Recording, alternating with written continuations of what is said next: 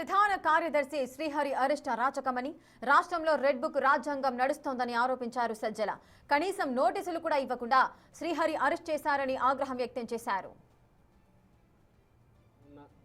CC camera footage చూసిన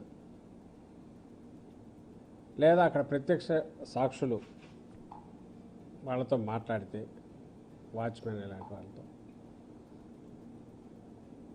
అర్థమైంది ఏంటంటే, నిన్న రాత్రి నుంచి కొంతమంది వ్యక్తులు వచ్చి అక్కడ తిరుగుతూ ఆ ప్రాంతంలో, ఈరోజు ఉదయం ఈయన శ్రీహరి గారు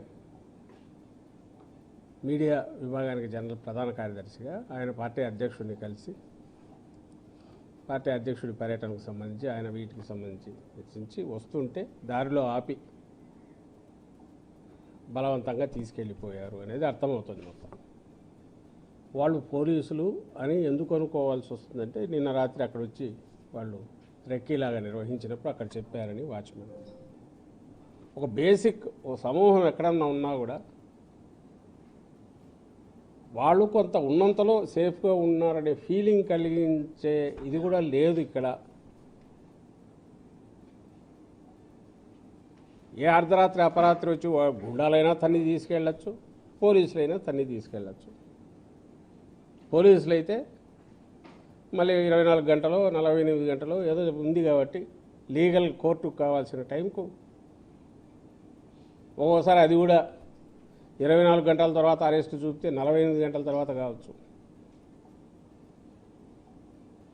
కోర్టు చెప్పిన టైంకు తీసుకొని అక్కడికి వెళ్తారు. గుండాలు అయితే ఇంకో దగ్గరికి తీసుకెళ్తారు.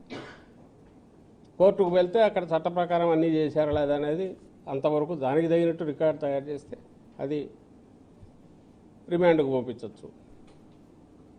గత 2 ఏళ్లుగా తెలుగుదేశం పార్టీ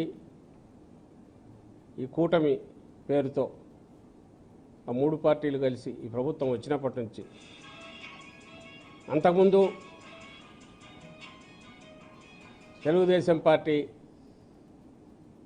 నాయకులు లేదా నారా లోకేష్ ఆయన చెప్పినా వాళ్ళ నాయన దానికి స్టాంప్ వేసిన చంద్రబాబు నాయుడు గారు ఆ రెడ్ బుక్ అని ఏదైతే పేరు పెట్టుకున్నారో ముచ్చటగా, దాన్ని పూర్తిగా 100కు 100% లేదా 200% అమలు చేస్తూ వస్తున్నారు.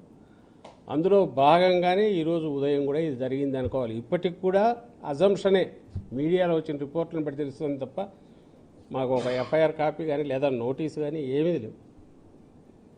నోటీస్ ఇచ్చి తీసుకెళ్ళడం కానీ ఏదీ లేదు. పోలీసులు పూర్తిగా పాలకులకు వంత పాడుతున్నారని, కూటమి ప్రభుత్వమే శాశ్వతంగా ఉండదని గుర్తుంచుకోవాలని వార్నింగ్ ఇచ్చారు సజ్జల. తెలిసిన విద్యార్థి అయితే వీళ్ళకేం రోగం వచ్చిందో అర్థం కావట్లా. వీళ్ళు పద్దలు వేస్తే రేపు మళ్ళీ గవర్నమెంట్ మారుతుంది. వీళ్ళు సిస్టమ్ దీన్ని సంబంధించి మెయింటైన్ చేయాల్సిన అధికారులు, పోలీస్ అధికారులు పూర్తిగా అడుగులకు మడుగులు ఒత్తుతూ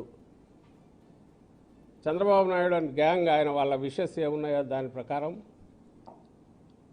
తప్పుడు కేసులు పెట్టడం, ఇంకా తప్పుడు కేసులు పెట్టాల్సిన అవసరం లేకుండా అయినా వెసులుబాటు ఉంటే దాన్ని తీసుకునేవాళ్ళు. ఎక్కడో చోట కేసు పెట్టాలి కాబట్టి ఏదో ఎఫ్ఐఆర్ రాయడం, ఒకరితో ఎవరితో మన కన్ఫెషన్ తీసుకోవడం, వాళ్ళే రాసుకోవడం, ఇంకొకరి పేరు తీసుకురావడం, నెక్స్ట్ టార్గెట్ ఎవరైతే వాళ్ళని పెట్టుకొని వాళ్ళని తీసుకురావడం. దానికేం లింక్ కూడా అక్కర్లా. అది ఏదైనా కావచ్చు, ఎక్కడో ఏదో ఇన్సిడెంట్ జరిగినా ఇంకెవరినైనా తీసుకొని పోవచ్చు.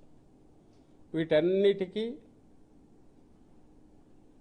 ఇన్స్ట్రుమెంట్ కింద, పనిముట్టు కింద చంద్రబాబు నాయుడు పోలీసులు పనిచేస్తున్నారు అనేది ఈరోజు కూడా మళ్ళీ కనపడుతుంది.